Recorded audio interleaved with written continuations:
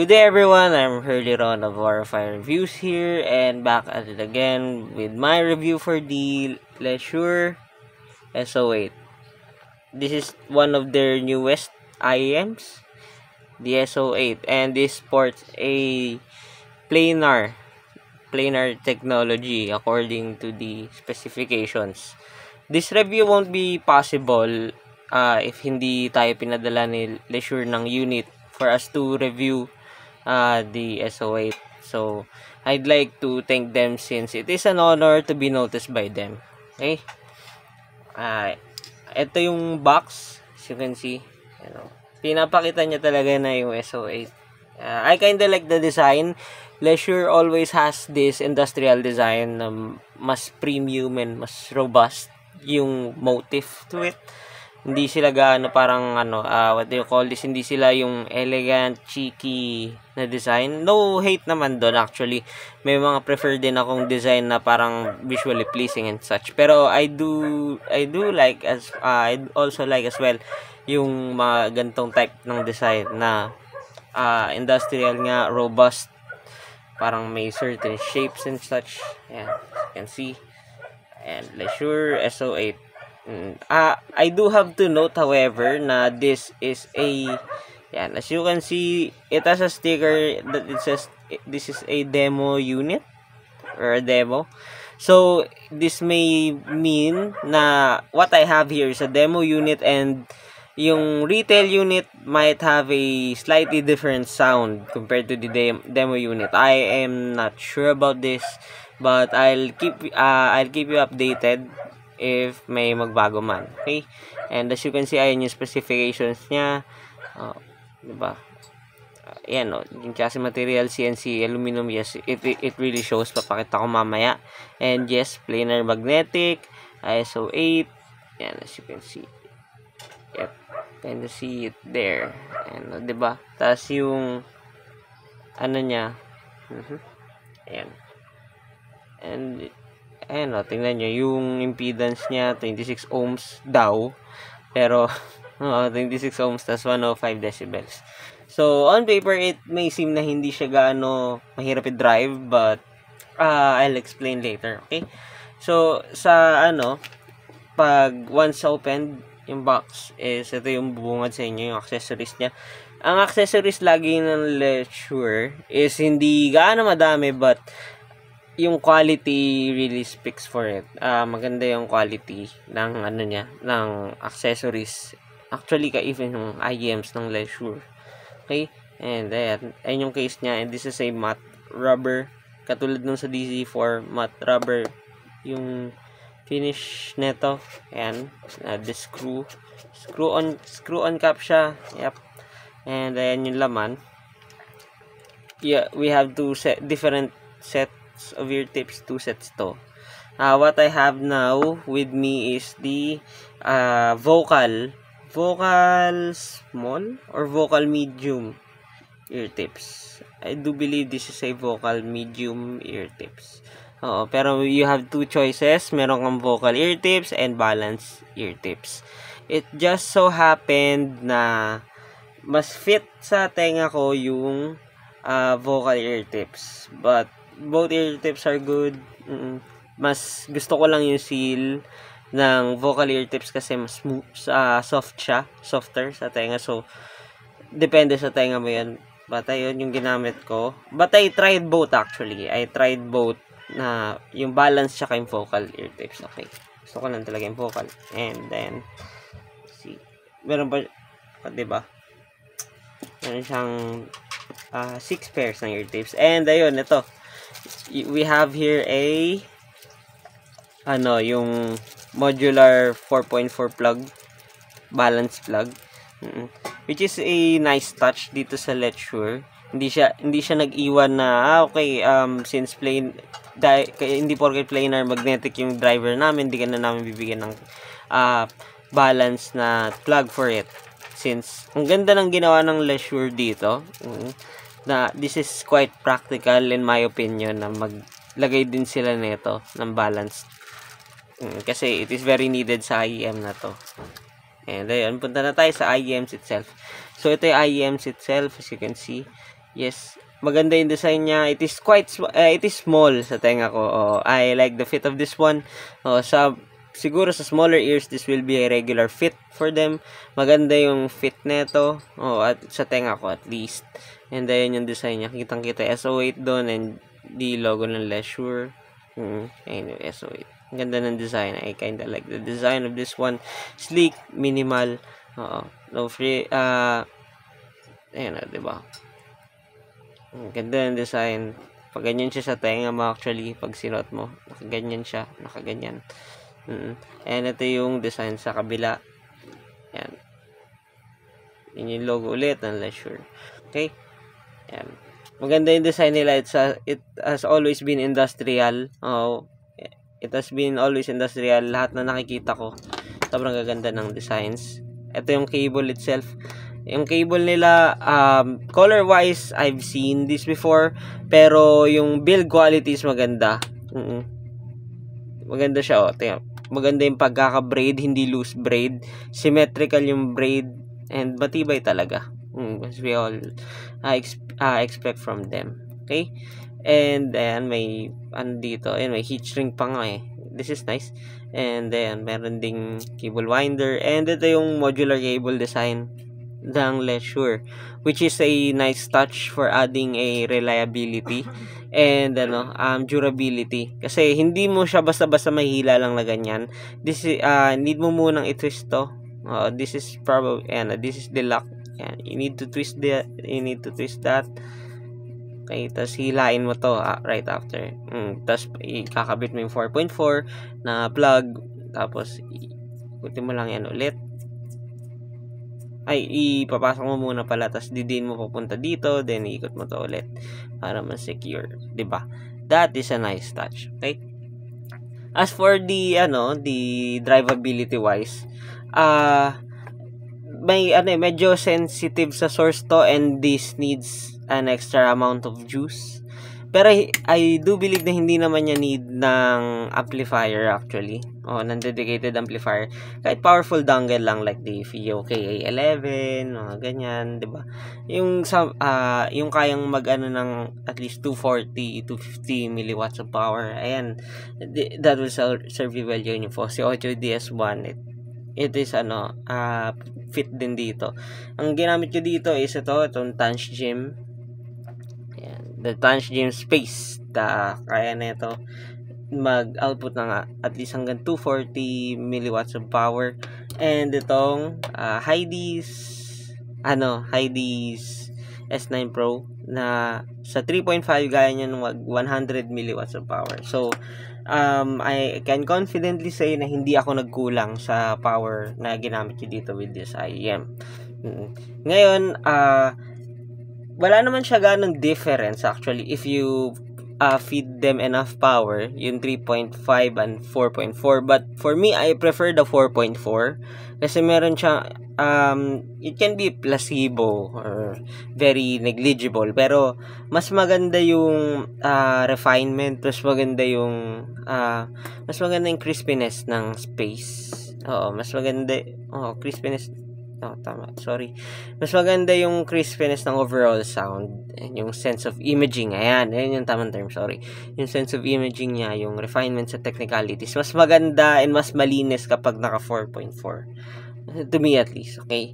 Pero yung 3.5, hindi ka naman magkakaroon ng wala ka namang mamimiss gaano that much. Pero if kaya mo mag 4.4, go for 4.4.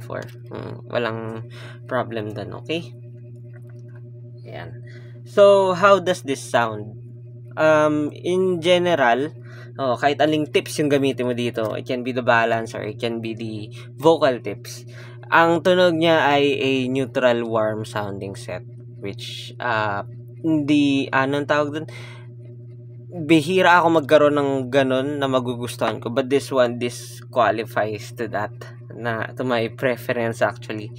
This is a nice neutral warm sounding set. Ngayon, dahil naka vocal ear tips ako, siya, naging mas forward yung yung mids niya, making it mid-centric warm to my taste, which is I really like. And I also like din na this doesn't have that planar sheen too much. Okay, this doesn't have that much of a planar sheen. If hindi nyo alam kung ano yung planar sheen, ito yung certain characteristics sa planar na parang medyo may naglilinger yung upper frequencies niya, yung ganun tunog niya, yung S. Oo, yan, yung mga yan, yung parang may extra sing yung ano niya, yung upper frequencies niya. Oo, that is the planar sheen to me. Oo, laging ayun yung naririnig ko sa mga most planar sets. Oh, that is their characteristic. Pero this one sobrang minimal lang nun, and sa certain track, as in sobrang onting track lang, yung natatandaan ko may ganung may ganung characteristic to. Usually sa mga pa yun, yung mga S or mga T match na type na mga tracks. Pero mostly, hindi ko feel or hindi ko rinig na this is a planar until na yung technicalities kicks in. Dun ko malalaman na, this is a planar one. O, even yung bass niya, hindi ko feel na this is a planar driver. O, ayaw na may planar driver. Tunog DD siya to me. Kasi, ang ganda nung bass niya. O, hindi siya like yung super dry. Hindi rin siya super loose. Hindi rin siya boomy. Controlled at the same time, ang kapal nung bass niya. Yun. At least, ayan yung bass. Okay. To give more details about sa bass, yun, controlled, firm, chunky, meaty, thick, elevated, mild lang yung pagkaka-elevate sa kanya. Is mildly elevated and really well done. Okay. Very smooth, pero hindi nawawala yung detail. This is a really good one. Pagdating sa bass department. Well done, Leisure, sa bass na tong SO8. I really like this one for a planar. Oo, kasi hindi mo talaga siya mahalatang planar at first. Lalo na dun sa bass. Which can be a good thing sa most people na nagpe-prefer ng technical performance ng planar driver pero gusto ng bass na matino. This has it. Hindi lang siya bass head level though, but this is nice. Okay, move tayo sa mids. Again, ayun nga, dahil sensitive this is a very sensitive IM when it comes to ear tips and source. Oo. Like, lagyan mo to sa Dew4X, this will be very warm. Lagyan mo to ng ear tips na ayan, nung pinagpalit ko to, naging from balance to vocal ear tips, from vocal ear tips to halata mo nadadagdagan significantly yung yung warmth niya sa mids. But that doesn't mean na may parang sobrang lalang mid-bass bleed or may mid-bass bleed at all. It is still clean, dagdagan lang ng warmth. Okay? This is still a warm yung mids niya. Neutral at most. Pag kinabitan mo ng vocal ear tips, mag-elevate ng onte, magiging mid-centric, at least to me.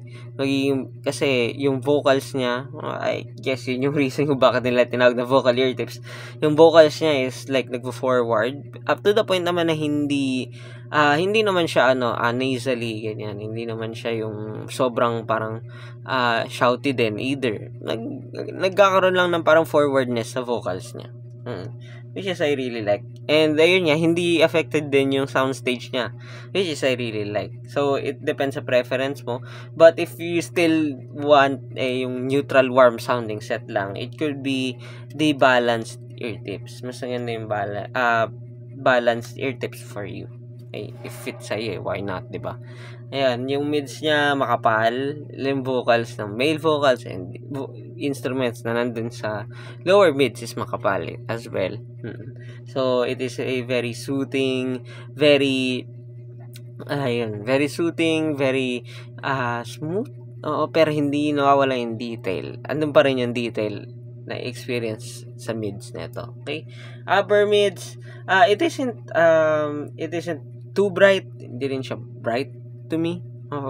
It still falls on the neutral side, pero andun yung clarity, andun yung air. Yes, it's still there naman. Kasi planar. Pero yun nga, wala siyang sibilance, wala siyang peaks, wala siyang harshness. Kaya this is a recommendable for those people na very sensitive yung tenga sa upper frequencies but can handle planar sa planar drivers. Okay, planar characteristics. Okay, mild planar sheen. Ayan. Okay, now punta tayo sa treble. As for the treble, since mahilig ako sa flat, mahilig ako sa neutral. Ayan, meron ding little special place sa preference ko yung treble, yung bright. Ayan. I find the treble on this one to be a bit medyo parang kulang in terms of extension. Pero hindi siya dark. Kulang lang ng extension to me. Kulang lang ng konting shimmer. Ayan. Kulang lang ng konting air. Ayan. Yung description ko dito. But for most people, I see no problem with this one. Since hindi siya mag-over the bakod, hindi siya magiging splashy at all. And I think, kaya rin ginawa yun ng Leisure to reduce the planar sheen na mostly nirereklamo ng mga enthusiast. So, that is quite a good move. Okay? Yung sa details niya, sa micro details, it is still nice. It is above average nga if you may. Nakaka-pick up pa rin ng mga certain details really easily. Like, kung alam niyo yung album ni Billie Eilish, actually any album ni Billie Eilish, there is this micro details from here and there na maririnig ka from time to time, and the Leisure SO8 can pick up that very easily. At least to me, madali kong marinig yun. Okay, napunta tayo sa sa technical performance. Sa technical performance, this is a good set, of course. For a kasi planar siya Planars can can show really good technical performance, soundstage, lalo na sa layering and separation. They're really good on that one. If i-compare natin sa most IEMs, lalo na actually hindi ko nga din pala alam yung price nito, yung SRP. So once na malaman ko, I'll flash it here or I'll flash it sa sa description ko sa video or sa published reviews ko sa Aurafy page or sa Headfy. But ayun nga, for an IEM, planar IEM, of course, this is a well technical, this has the technical chops that you can ask for. However, if you compare mo siya sa mga planar IEMs na yung mga magaganda talaga or yung mga much more expensive, like for example the yung Tangzu, ayan, Tangzu Zetianwu Heyday Edition. Anong tawag doon? Wala, mas ma-detailed pa rin yun, yung Heyday Edition when compared to this one. But I can respect that kasi magkano yun? Around $200, $170, $200 plus. Well, ito, I'm not sure kung magkano to. Again, if a-flash ko na lang if malaman ko agad. But hula ko, this will be within the 100 or under US dollars. So, if we're talking about on that price, this is a really good sounding set. This is a really good sounding when it comes to technical performance. Baka nga kapresyo lang to ng S12 Leisure S12. Kasi yung technical performance niya, they're nearly the same actually. Kaya ang pinagkaiba lang, ito is mas less spicy siya sa technical chops. Sa treble, sa upper frequency, sa upper mids. And this is a more smooth, neutral sounding set, neutral warm. Ayan. So back ulit tayo sa soundstage. Yung soundstage nito, it is a wide siya. Yes, it is wide. Decent naman yung height and depth. Pero hindi siya super wide. Okay? Hindi siya super wide like some IEMs or IEMs na yun yung forte. But this one excels on the separation and layering. Ang ganda ng separation layering nito. Kahit anong busy tracks yung i-throw mo dito, it will handle it well. I-render niya yun really well. Okay? Tapos sa imaging, as usual, yung imaging nito is dead precise. Very dead precise, lalo na pag ginamit pa sa games or sa live performances. Maganda yung niya, yung pagre-render niya ng spaces between the instruments, between the vocals, even yung footsteps sa laro. It is really nice. Wala akong naging problem dun. Okay. So, saan ko tayo compare? For me, hindi siya, it would be unfair na i-compare siya if, like, yung hindi mo siya i-compare sa planar. But then again, ayun nga, sige, I still have my notes pa rin naman sa mga planars na audition ko, like yun nga, yung Heyday edition, yung Zetyan Wooden itself, yung Joko, ayan, yung KZPR2, okay, yung HBBPR2. So ayun, if i-compare mo siya, sila dito, ang ano lang kasi dito, yung planar sheen niya wala dito, wala ganong planar sheen dito compared doon na meron talaga and medyo rinig. Yung base ng Zetyan Woo is kind of a sloppy to me. Oo, medyo sloppy siya in my opinion para sa akin, and mas mahirap siya ma-drive compared dito. This one, easy going halos lahat. Oo, very easy going yung, what do you call this? Very easy going yung sound niya, very mature if you may. Oo, medyo mature siya kasi hindi siya nag-over the background na bassy, nag-over the background na fun. This is a neutral warm sounding set compared dun sa mga yun. The only thing na parang medyo comparable siya is the S12 Pro. Actually, the S12 Pro and the Heyday edition. Oo, since this is like a sibling to those. Oo, yun, S12 Pro kinulang lang sa bass and kinulang sa warmth. Medyo muted yung ends niya nung mga nung mga frequencies niya. Tapos sa technical performance mas nakakahabol naman, but this one is a bit better on the the technical performance. Mas refined to when compared to those. Pero yun nga, mas warm to compared doon. Yung Heyday edition, syempre mas maganda yung resolution on overall. Everything seems nandun naman except for the planar sheen. May planar sheen doon, while this one wala gaano. Okay? Tapos if you compare naman natin siya, like sige, let's say under 5,000 pesos na games, yung EA500LM, mas rinig mo yung doon, yung DD, yung dynamic driver. Doon na sila nagkakaroon ng difference talaga on how they handle things. Mas less dry. Kasi syempre wala nang planar doon eh. Mas less dry yung bass ng EA500LM when compared dito. Pero ayun, mas bright siya, and ayun nga, mas madali siya i-drive compared dito. So ayun, mas sabihin na natin mas vivid siya, mas maganda yung resolution niya, but at the same time hindi rin, in the sense na this is a planar IEM. Okay? So they're really good on their respective price if ayun yung iano mo. Kaya for me, it would be really unfair if i-compare natin sila sa ibang IEMs just because of their price. Dapat ang comparison nito is planar to planar din. Okay? So anong verdict ko dito? Okay. Ang verdict ko dito is the SO8 itself is a really good IEM. Really good sounding. Checks all the box ng hinahanap ng most people when it comes to a planar sounding set na, uy, lagyan naman ng konting bass, uy, lagyan naman ng konting warmth, uy, tabasa naman ng planar sheen. The SO8 is the answer to those. Oo.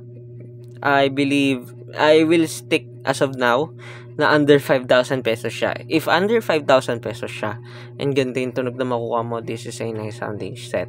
Hindi ako bias or hindi ako nagsishill for it, but I know kung ano yung mga hanap ng tao when it comes sa planar sounding sets. Kaya nagkaroon ng planar IEMs kasi yun yung mga hinahanap nila. Better technical performance, better technical performance, better bass handling, 'di ba?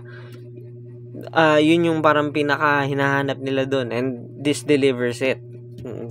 Ngayon, if magtatanong ka ng, paano pag kinumpare naman sa planars under 5,000? Yes, this still handles it really well.